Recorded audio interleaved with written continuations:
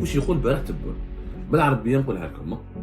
Sur les BRICS, ceux qui ont essayé d'influer pour écarter l'Algérie nous ont finalement rendu service. L'Algérie a candidaté pour intégrer les BRICS et elle a été rejetée. Sa candidature, elle a été rejetée. Elle n'a pas été acceptée. C'est une mise à l'écart et finalement Tebboune veut transformer cette mise à l'écart, comme il dit, écarter l'Algérie. Finalement, c'est un service qui nous a été rendu. Au départ, pendant 2 ans, tu as construit tout ton discours de grandeur du pays sur l'intégration aux BRICS. Quand les BRICS nous ont refusé, finalement ils nous ont rendu service. Comment t'as rendu service, Fahamna? Comment les BRICS t'ont rendu service en te mettant à l'écart? La phrase ne veut rien dire. Ou un chef d'État ne peut pas parler comme ça. En réalité, ce discours démontre que Tebboune est blessé par l'échec des BRICS. Les pays des BRICS ont décidé, et Sergei Lavrov a dit lui-même, qu'il a dit que nous avons choisi des pays selon des critères de puissance, de rayonnement économique, de rayonnement politique, etc. Et ça a été très mal perçu en Algérie. Allez-y juste voir Lavrov à la conférence à Johannesburg. واش يقول البارح تبون بالعربيه نقولها لكم. Sur les BRICS, c'est un chef d'État, c'est pas n'importe quel État, c'est l'Algérie. L'Algérie, elle a quand même normalement c'est un pays qui a une histoire, c'est un pays qui a un parcours, c'est un pays qui a du prestige, en tout cas c'est un pays qui compte sur la scène homo-continentale ou arabe. بالعربية واش قال لك الرئيس تبون الذين عارضوا انضمام الجزائر لبريكس أفادوها دون علم. الذين عارضوا انضمام الجزائر لبريكس منظمة البريكس أفادوها دون علم. En français, traduction directe, ceux qui se sont opposés à l'intégration de l'Algérie au sein des BRICS lui ont finalement rendu à l'Algérie un service. Je le répète en français, ceux qui ont essayé d'influer pour écarter l'Algérie nous ont finalement rendu service. Tebboune qui va maintenant, en octobre 2024, il entame son 2e mandat en disant au peuple algérien et à la communauté internationale et à l'opinion publique internationale que finalement notre non-participation, la non-intégration, notre mise à l'écart, parce qu'on a été mis à l'écart, on a candidaté, l'Algérie a candidaté pour intégrer les BRICS et elle a été rejetée. Sa candidature, elle a été rejetée, elle n'a pas été acceptée. Donc, c'est un rejet, c'est un refus, c'est une mise à l'écart et finalement, Tebboune veut transformer cette mise à l'écart, comme il dit, écarter l'Algérie. Finalement, c'est un service qui nous a été rendu. Smehli, pour un président qui a construit le bilan avant les élections présidentielles de 2024, de 2022 à 2023, il a construit la base et tout le prestige de son bilan dans son premier mandat. Il a voulu donner une dimension grandiloquente, une dimension chic, une dimension d'influence stratégique. Il a voulu faire croire à son peuple et à la communauté internationale que l'Algérie est en train de regagner, de redevenir une puissance régionale importante. Grâce à quoi? Grâce essentiellement à ses bonnes relations, ses bons partenariats avec les pays des BRICS, et que c'est l'Algérie qui va finir par intégrer les BRICS. Il a même fait cette promesse, il a même garanti au peuple algérien, dans une déclaration publique, comme la date, c'était le décembre 2022, c'était le 21 décembre 2022, il a déclaré clairement que l'Algérie, l'année 2023, sera couronnée par l'adhésion de l'Algérie aux BRICS. C'est lui qui le dit, Abdelmajid Tebboune, en décembre 2022. Il a dit précisément que l'année 2023 sera couronnée par l'intégration de l'Algérie aux BRICS. Donc il a fait cette promesse, il était sûr de lui, il était serein. Les médias algériens proches du régime, tous les médias publics et privés algériens qui sont affiliés au régime algérien ont longtemps fait de l'intégration de l'Algérie au BRICS. Ils l'ont vendu comme une certitude, comme un projet qui garantit que le pays va avoir un PIB plus important, que nous serons protégés par les Chinois et les Russes, que nous allons avoir des investissements, que nous ferons partie du monde de demain, parce que les BRICS c'est le monde de demain, c'est les puissances émergentes qui seront demain les premières puissances mondiales, que l'Algérie, contrairement au Maroc, à d'autres pays arabes et africains qui sont colonisés par l'Occident, ou la considérés comme des colonies de l'Occident. C'est comme ça qu'on a insulté le Maroc et d'autres pays africains, d'autres pays arabes. On les a rabaissés. Et nous, parce que nous, on n'est pas une colonie de l'Occident, on ne sera jamais un pays vassal. Nous, on va traiter avec les puissances de demain qui sont la Chine, la Russie, et le Brésil, l'Afrique du Sud, et on fera partie des BRICS. Ça a été dit maintes reprises de 2022 et 2023. Abdelmajid Tebboune قالها, c'est le même Tebboune lors d'une interview présidentielle, toujours, fameuse, ce qu'on appelle à la présidence algérienne, une entrevue périodique accordée à la presse nationale. Donc lors de la même interview présidentielle, il a dit que l'année 2023 sera couronnée par l'adhésion de l'Algérie au BRICS. Au cas Tebboune à l'époque, la Chine, la Russie et l'Afrique du Sud ont accueilli favorablement cette démarche. Donc pour lui, en 2022, décembre 2022, il avait l'information que la Russie, l'Afrique du Sud et la Chine étaient d'accord. Quand tu accueilles favorablement cette démarche, ça veut dire qu'ils étaient d'accord pour intégrer les BRICS. Il a même dit que les BRICS constituent une base économique solide. 2 ans plus tard, le même Tebboune, le même président de la République, il dit, voilà, on a tourné la page des BRICS. Au départ, on voulait adhérer à un bloc, mais finalement, l'Algérie a décidé de faire cavalier seul, de poursuivre toute seule sa quête de développement économique. Il a dit hier, 5 octobre 2024, dans son interview, il a dit qu'il faut d'abord compter sur soi et sur ses capacités nationales. Les pays du BRICS, les pays qui constituent les BRICS sont des amis et des partenaires. Peut-être que ceux qui ont essayé d'essayer d'influer pour écarter l'Algérie nous ont finalement rendu service. En ce moment, il a assumé le fait que l'Algérie aujourd'hui elle est membre de la Banque des BRICS, la NBD, et que l'Algérie a donc participe à hauteur de 1,5 milliard de dollars. Donc l'Algérie elle est membre depuis fin août 2023, depuis fin août 2024, elle a été reconnue comme membre officiel du conseil d'administration de la nouvelle de la banque, de la banque qui a été créée par les États du BRICS, la fameuse NBD qui veut essayer de concurrencer un peu la Banque mondiale. Donc Tebboune, c'est un exercice de contradiction, d'incohérence, et c'est vraiment ridicule. Oui, parce que tu as tourné la page des BRICS.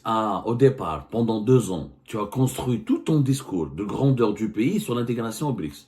Quand les BRICS nous ont refusé, finalement, ils nous ont rendu service. Comment t'as rendu service, Fahamna? Comment les BRICS t'ont rendu service en te mettant à l'écart? Et la phrase ne veut rien dire. Ou un chef d'État ne peut pas parler comme ça. Dans un cafétéria, il y a un garçon de café, un commerçant, une épicerie. On ne peut pas parler comme ça quand on est chef d'État. Ça, d'abord, c'est une insulte au pays des BRICS. Quand vous n'avez pas voulu de nous, classe. Maintenant, finalement, ce n'est pas aussi important pour nous de rejoindre les BRICS, on va se développer tout seul. Et vous nous avez, quand tu dis, ils nous ont rendu service, ça veut dire que finalement, ce sont des fréquentations pas bien, des fréquentations dangereuses, où là, c'était pas intéressant d'intégrer les BRICS, ce n'était pas utile, etc. Donc pourquoi t'as pas retiré les 1,5 milliard de dollars que tu as donné à la NBD, à leur banque? Je comprends pas, l'Algérie a tourné la page des BRICS, mais elle garde 1,5 milliard de dollars la NBD, la banque dans les États des BRICS, qui est la banque de l'organisation des BRICS. C'est quoi cette contradiction? Et puis, pourquoi Tebboune en 2022-2023 avait cru énormément aux BRICS et maintenant, comme il est déçu, il s'est retourné contre les BRICS? Cette manière de gérer ce dossier démontre que Tebboune, en fait, il construit ses projets sur des humeurs, sur des émotions, sur des sensations, pas sur des intérêts purement personnels, sur des rêveries personnelles. Or, quand on dirige un État, il faut avoir un projet qui prend en compte les intérêts d'un pays, les intérêts de l'État. Il faut avoir une stratégie rationnelle. Il faut construire basé sur un argumentaire rationnel.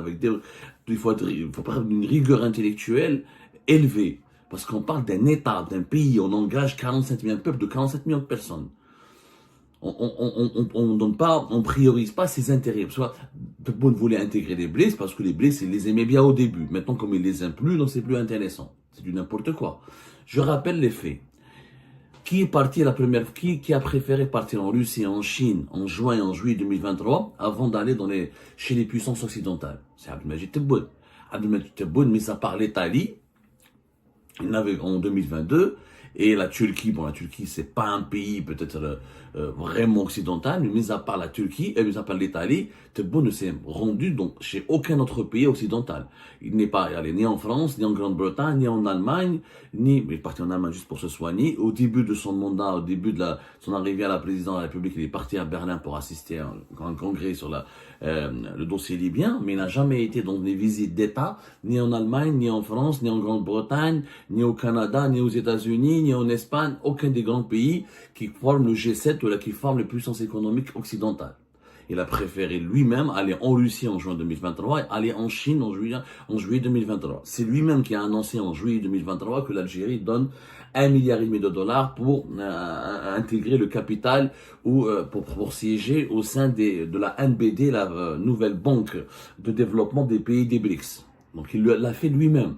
Ce ne sont pas la Russie ou la Chine qui ont demandé à l'Algérie de l'intégrer. C'est l'Algérie qui ont demandé à l'Algérie d'intégrer les BRICS. C'est l'Algérie qui a milité, qui a œuvré, qui a fait du lobbying, qui a candidaté pour intégrer les BRICS.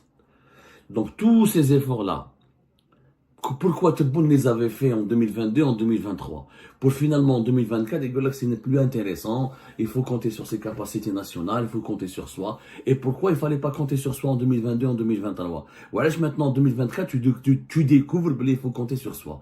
C'est pas crédible, c'est pas comme ça qu'on parle quand on est président de la République. En réalité, ce discours démontre que Tebboune est fait blessé par l'échec des BRICS. Et cette blessure, il a du mal à la penser, à la cicatriser, et pour la dépasser, il cherche des arguments qui n'ont ni queue ni tête.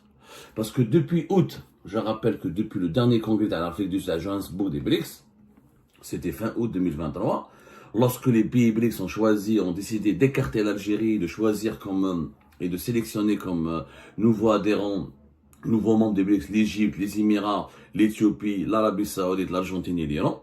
Depuis cette date-là, notamment depuis octobre 2023, lorsque Tebboune s'en est pris violemment lors d'une interview accordée au directeur de la presse algérienne qui n'a jamais été diffusée, parce qu'elle était extrêmement violente, il était très remonté contre les pays des BRICS et contre les nouveaux membres des pays des BRICS.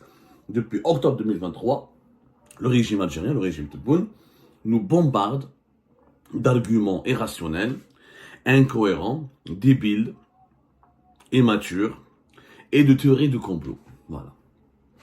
Tebboune et ceux qui ont essayé, ceux qui ont écarté l'Algérie. Donc, à l'Ahsabou, l'élimination de l'Algérie n'était pas juste, elle n'est pas légitime quand tu parles comme ça. Ceux qui ont essayé d'influer pour écarter l'Algérie. Donc, l'Algérie a été écartée. Parce qu'il y a des gens qui ont essayé, il y a des lobbies qui ont essayé, qui ont influé. On pense naturellement aux Émirats Arabes Unis, parce que fin septembre 2024, il y avait le quotidien Moudjahid.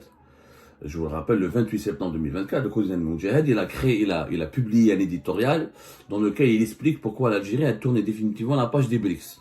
Et dans cet éditorial, le quotidien Moudjahid, ce journal étatique, financé par l'argent public, et dont la ligne éditoriale, elle est tracée par l'État algérien, par le régime algérien, c'est lui qui a dit pour les autorités algériennes, le dossier de l'adhésion aux BRICS est clos. Et cette décision est à la fois simple et logique. Et ils ont accusé, toujours, depuis ce qu'on fait, la même chanson depuis octobre 2023, on accuse les Émirats Arabes Unis d'avoir influencé les pays membres des BRICS pour bloquer l'adhésion de l'Algérie. Et cette théorie du complot, donc, a été partagée, a été diffusée énormément. Aïb Ouarar, c'est vraiment grave et irrationnel. Est-ce qu'on peut imaginer que la Chine, puissance mondiale, historique, grande civilisation, ou là la Russie des tsars, puissance nucléaire, puissance économique, ils peuvent se faire manipuler par les Émirats Arabes Unis? Une boîte d'allumettes. Est-ce qu'on peut savoir, est-ce que vous pouvez comprendre, est-ce que les Algériens peuvent se réveiller une fois pour toutes et faire immobiliser les Émirats Arabes Unis? C'est une boîte d'allumettes face à la Chine, face à la Russie et face à l'Inde, qui sont des civilisations, des grands pays, des puissances nucléaires et des grandes puissances économiques, dont le PIB, dont le nombre de la population, dont le poids des armées pèse 1000 fois plus fort que les Émirats Arabes Unis. Comment on peut vraiment dire que... Parce que Hadi, et c'est pour ça qu'on a aujourd'hui de mauvaises relations avec les Russes, La preuve, ce qui se passe dans le dossier malien, où les alliés des Russes, les Maliens nous attaquent, nous font du mal, nous insultent, y compris devant les membres du Conseil, les membres de l'Assemblée Générale de l'ONU. Et la Chine, on a des relations superficielles parce qu'il n'y a plus aucun investissement chinois important. Les rapports avec la Chine sont devenus très superficiels et ça fait très longtemps qu'un haut dignitaire chinois n'est pas venu en Algérie. Voilà, les relations, en tout cas, sont très superficielles. Tout ce qui a été dit et discuté par Tebboune en juillet 2023 avec les Chinois ne s'est pas du tout concrétisé. On ne voit plus l'implication dans la Chine en Algérie, elle est devenue extrêmement mineure. Les méga projets, les grands chantiers, les transferts de technologie, les relations marquées. On voit les Chinois beaucoup plus s'impliquer au Maroc, en Égypte, en Angola, au Congo qu'en Algérie. Quand tu insultes les Chinois et les Russes, tu leur dis que c'est les Émiratis qui vous ont manipulé. Plus tard, comment tu veux plus tard, comment ils vont te respecter? Là, ils vont te prendre au sérieux. Mais quel pays, quel chef d'État peut dire une telle connerie? Ce sont les Émirats qui ont manipulé la Chine et la Russie et l'Inde pour nous empêcher d'entrer. Comme un exemple tout bon, tout con. Qui a été parmi les nouveaux adhérents des BRICS, parmi les nouveaux membres qui ont été acceptés, dont la candidature a été validée pour intégrer les BRICS? C'est l'Iran. L'Iran, c'est l'ennemi direct des Émirats et de l'Arabie Saoudite. Entre l'Iran et les Émirats, il y a des relations extrêmement compliquées, beaucoup plus froides, beaucoup plus glaciales, et il y a une méfiance beaucoup plus importante et beaucoup plus grave par rapport aux relations compliquées entre les Émirats et l'Algérie. L'Iran menace plus les Émirats que l'Algérie, et l'Iran est vraiment considéré par les élites dirigeantes émiraties quasiment comme un ennemi. C'est pour ça que les Émiratis, depuis 2020, ont fait une alliance sécuritaire et militaire avec Israël. Pourquoi les Émiratis n'ont pas réussi à manipuler les Chinois et les Indiens et les Russes contre l'Iran? Les Émiratis, ils ont juste réussi à bloquer l'Algérie. Pourquoi ils n'ont pas fait ça pour bloquer les Iraniens? C'est les Émiratis qui ont été à l'origine du choix et de la sélection des nouveaux adhérents des BRICS. Ils auraient pu bloquer les Iraniens, ils auraient pu bloquer l'Iran, mais ils n'ont pas pu, parce que ce ne sont pas eux qui décident, ce n'est pas les Émiratis qui décident. Les pays des BRICS ont décidé, et Sergei Lavrov a dit lui-même, lors d'une conférence de presse qui a suivi l'annonce de la liste des nouveaux adhérents des BRICS en août 2023, fait Johannesburg, il a dit que nous avons choisi des pays selon des critères de puissance, de rayonnement économique, de rayonnement politique, etc. Et ça a été très mal perçu en Algérie, puisque les propos de Lavrov qui n'ont pas cité l'Algérie, mais étaient suffisamment forts et blessants pour aboutir à une conclusion claire que l'Algérie a été éliminée parce que elle n'est pas considérée comme un pays émergent, comme un pays qui a un potentiel puissant économiquement et géopolitiquement. Allez-y juste voir Lavrov la conférence à Johannesburg. Sommet à les BRICS en 2023. C'est clair, net et précis. Il faut juste aller voir ce que Lavrov il a dit. D'ailleurs, depuis ce jour-là, depuis la date, depuis les déclarations, les relations entre la Russie et l'Algérie sont chahutées, ne se portent pas bien. L'Algérie n'a pas les Émirats. L'Algérie est un pays pétrolier de gaz, mais elle n'a pas plus de pétrole et de gaz que les Émirats et l'Arabie Saoudite. Donc ça ne suffit pas pour que tu sois jugé un pays intéressant. On n'a pas d'industrie structurée et solide, on n'a pas un secteur privé structuré et solide, on est une économie étatisée, dominée par l'État et pratiquement par les monopoles de l'État, c'est un pays qui est fermé. Tebboune lui-même, il a bloqué les importations, il a limité les importations vis-à-vis de la Chine, et il a une gestion extrêmement socialiste de l'économie. Donc comment voulez-vous que on soit mieux considéré, mieux loti que des pays qui ont des croissances économiques beaucoup plus fortes, comme l'Égypte et l'Éthiopie, qui ont des secteurs privés, des secteurs industriels beaucoup plus performants, et qui ont des ressources naturelles aussi beaucoup plus importantes que nous, comme les Émirats arabes unis, l'Iran, l'Arabie saoudite.